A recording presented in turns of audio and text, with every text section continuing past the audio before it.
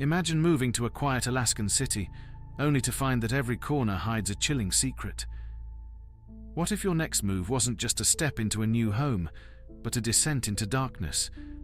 The very streets I thought were safe revealed an ancient evil lurking in the shadows. Tonight I share my story and the terrors I unearthed. Moving around so much, I think my life was like a shell without a pearl. It just felt empty. My dad's job always had us packing our bags, leaving behind friends and familiar places. I watched friendships dissolve like sugar in water, and it hurt each time. Most kids do not realize what it means to call somewhere home. They take it for granted. Finally, we landed in this nondescript Alaskan city. It seemed so peaceful and untouched, a place that promised a bit of normalcy amid the chaos.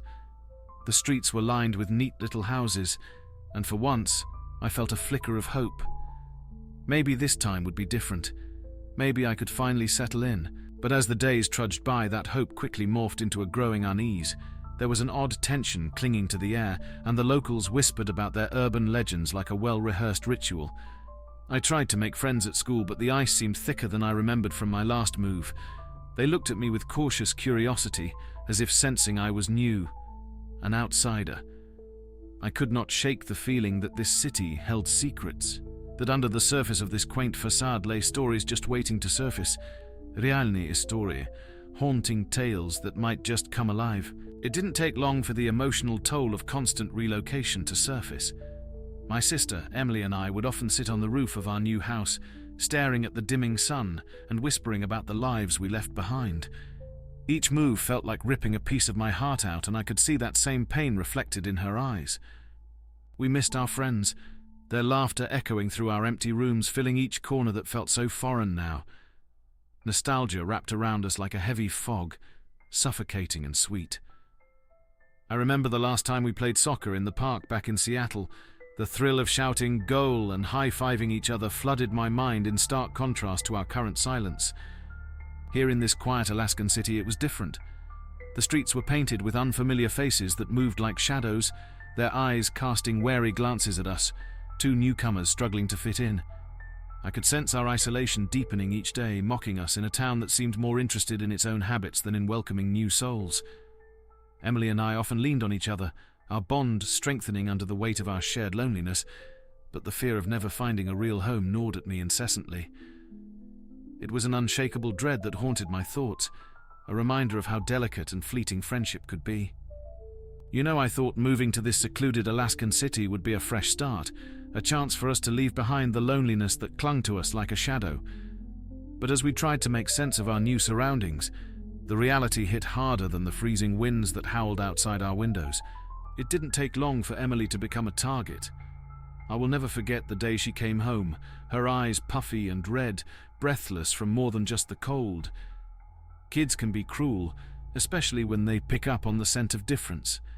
Her laughter, once a comforting melody in our hotel room, had been replaced by sobs that echoed off the barren walls, reverberating with all the feelings of isolation that haunted us. As I held her that night, I felt the weight of her emotional toll pressing down, suffocating almost. Each harsh word thrown her way, each mocking laugh chipped away at her. I was powerless, standing there watching as she withdrew into herself, a flickering candle in a storm. It felt as if the shadows in our home were growing, feeding on the darkness of our new reality, feeding on her pain. The ambience of our surroundings shifted too. It was a stark contrast to the chilly beauty outside. The townsfolk, the very people we hoped would embrace us, seemed to embody a ghostly detachment.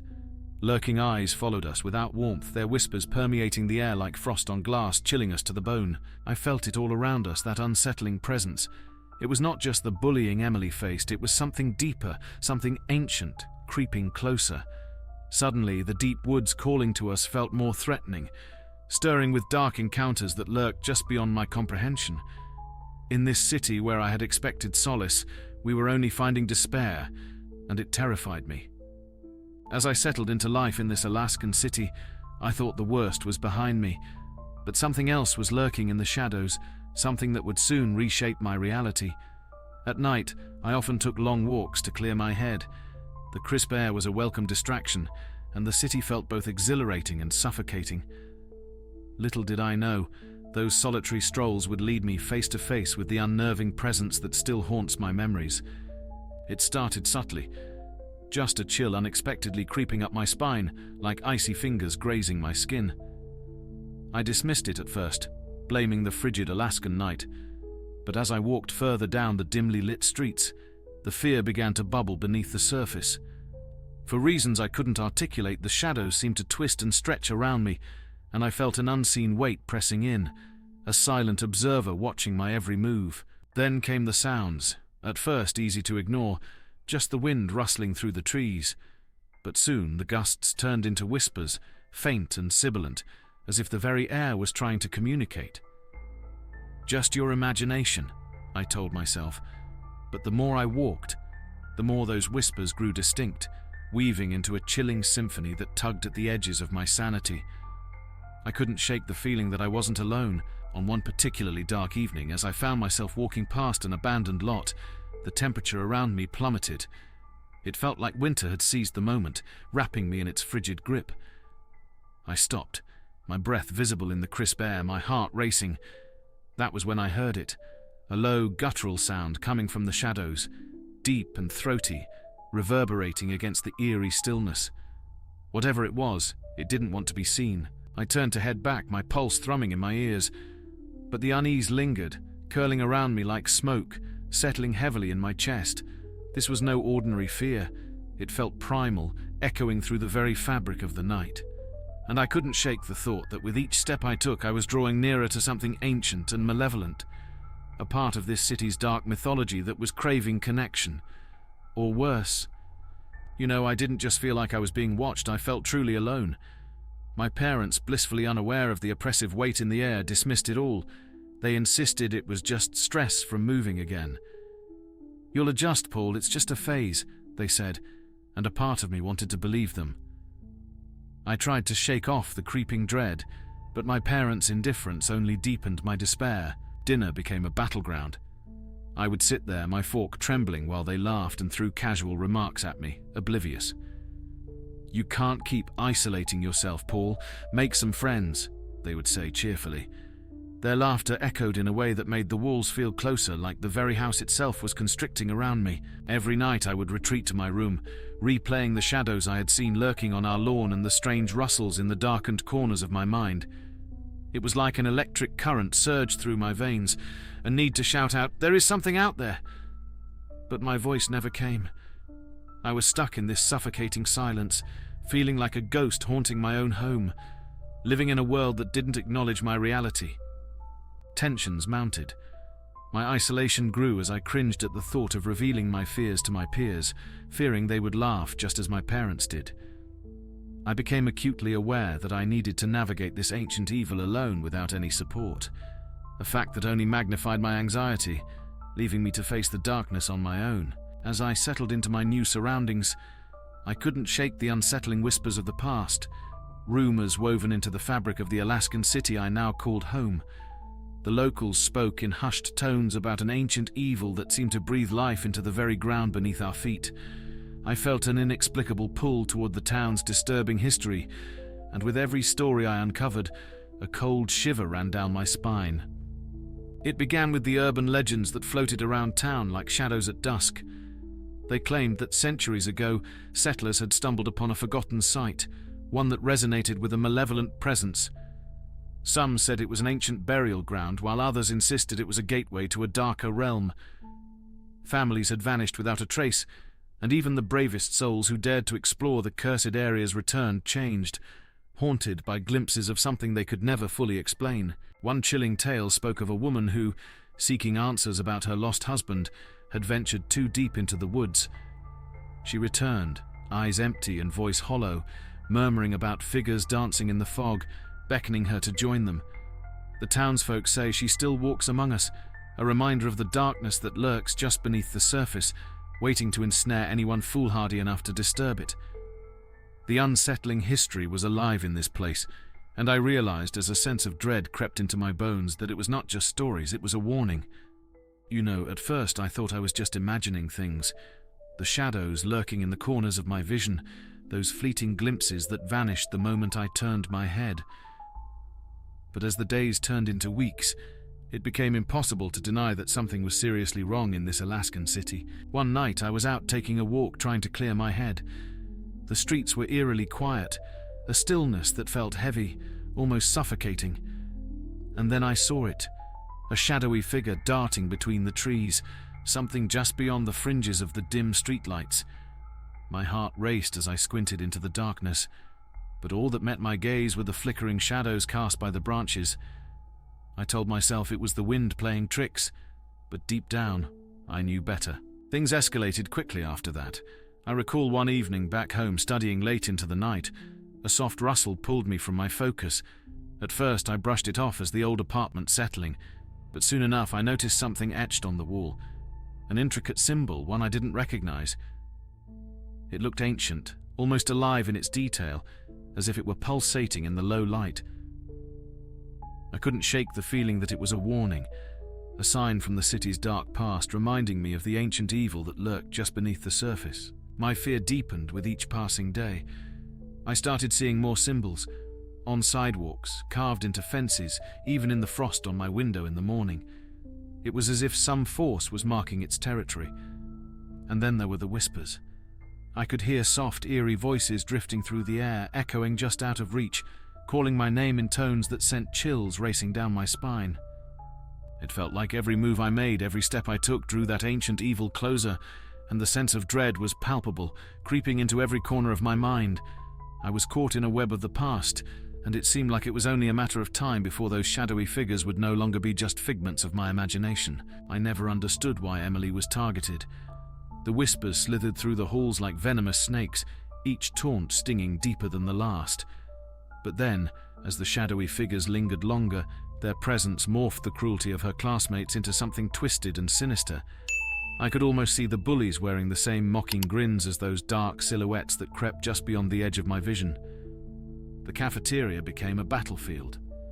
One day at lunch, I watched as they pushed Emily's tray from the table, the contents splattering across the floor. Laughter rippled through the room, and my insides twisted. My heart was pounding, and suddenly the protective instinct kicked in. I stood up, fists clenched, feeling the weight of something more than just my rage pressing against my chest, like the very darkness I had felt hovering around me. "Hey!" I shouted. My voice cut through the laughter like a knife. I stepped toward them, those heartless bullies who thought they could just tear her apart.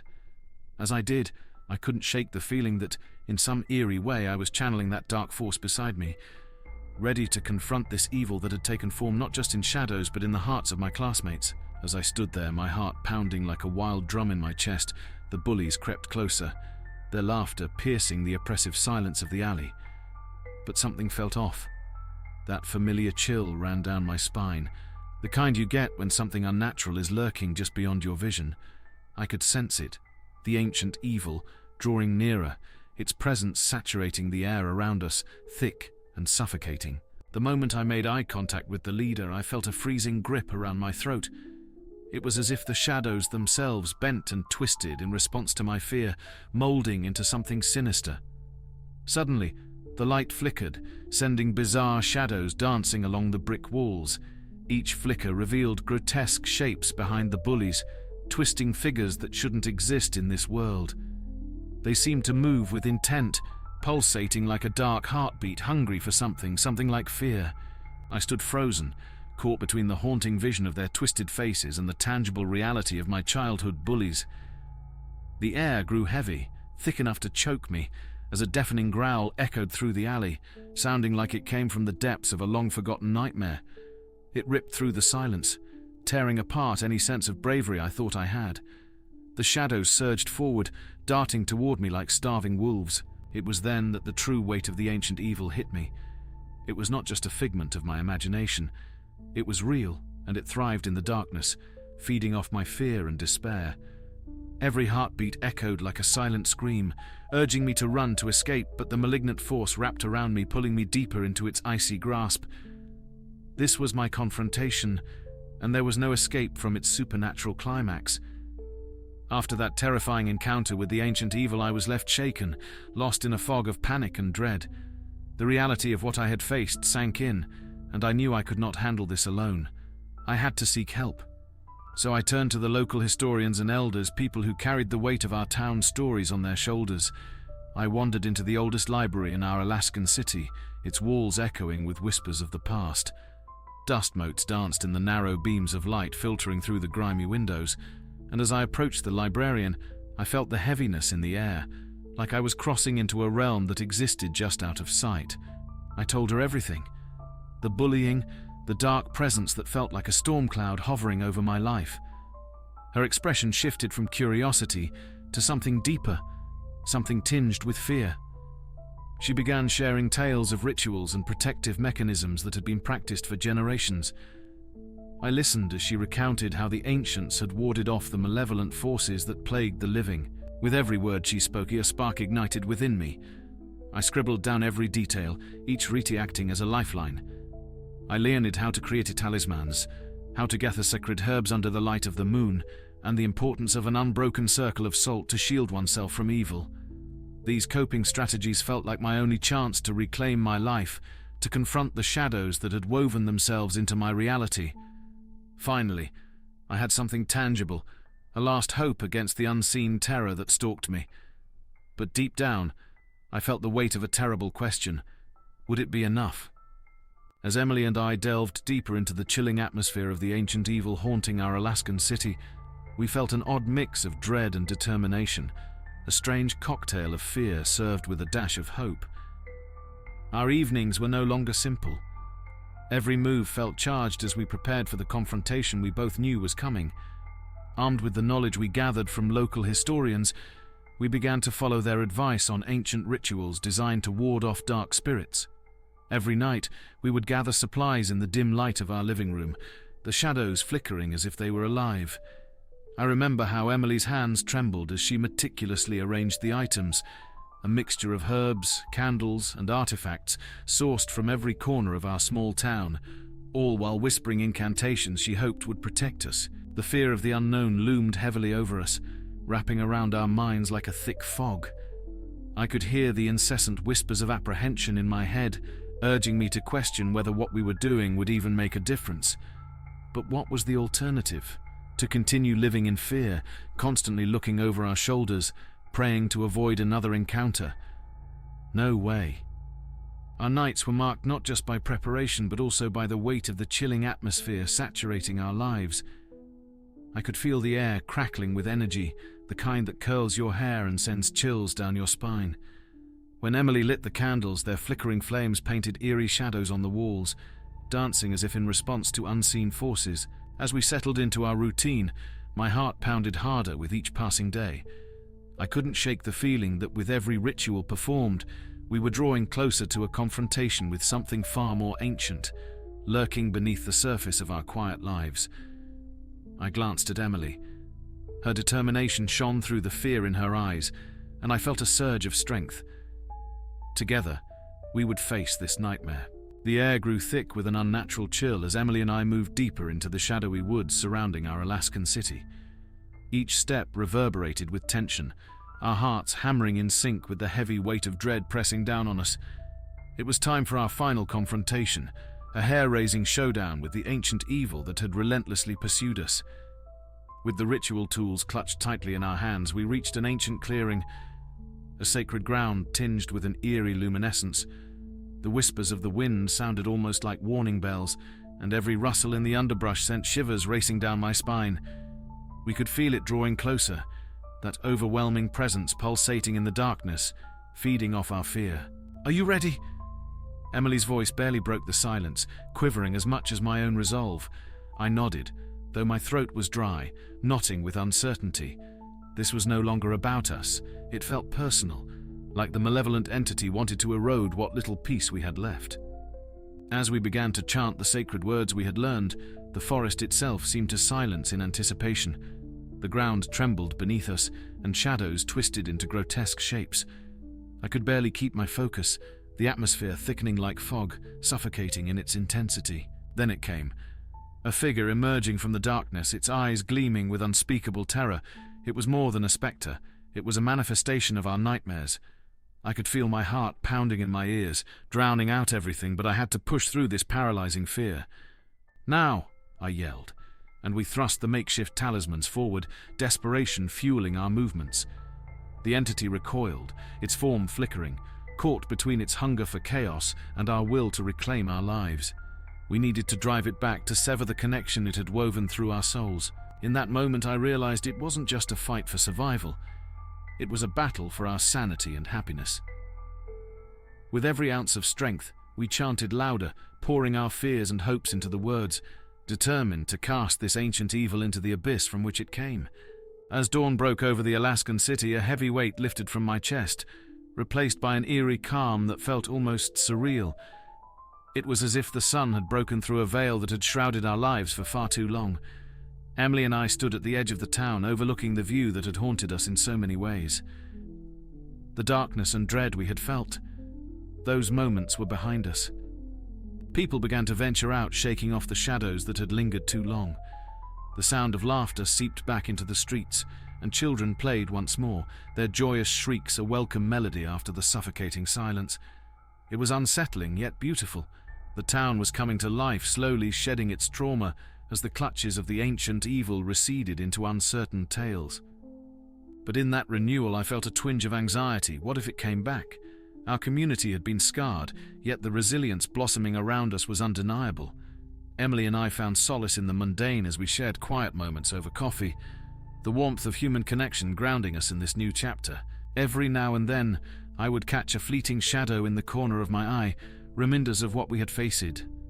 Yet, we embraced the ordinary again with a newfound understanding of fear. Perhaps it was okay to feel both relief and wary anticipation as we stepped into this unsettling calm, ready to reclaim our lives. It's strange how the shadows of that night still linger even in the light of day. I find myself reflecting on everything we went through, how it reshaped me and my family. We had escaped, but the fear of that ancient evil crept into our lives like an unwelcome guest. I watched as Emily grew quieter, her laughter tinged with something darker. I saw in her eyes the reflections of that night, shadows that danced just out of reach. It was as if we had crossed a threshold, stepping into a world woven with unseen threads where the ordinary morphed into the uncanny. I began to notice how often the mundane can hide ugliness. The stories of our new Alaskan city, once charming, became a chilling reminder of what lurked beneath. But through this, we discovered resilience. Each day required us to confront those dark memories, to remind ourselves of the strength we didn't know we had. We communicated more, shared our fears openly, and our bond deepened amid the whispers of unseen threats. Every experience became colored by that haunting truth. We were stronger than we thought, navigating a landscape touched by horrors beyond our understanding. The emotional growth, though born from pain, became a lifeline, a guide through the shadows that threatened to consume us. You know, after everything I went through in that eerie Alaskan city, I've learned a thing or two about handling the darkness that sometimes creeps into our lives. If you are feeling isolated, like the world just doesn't quite get you, trust me, you are not alone. The fear can seem overwhelming, but there are ways to navigate through it. First, recognizing that it is okay to feel scared is crucial.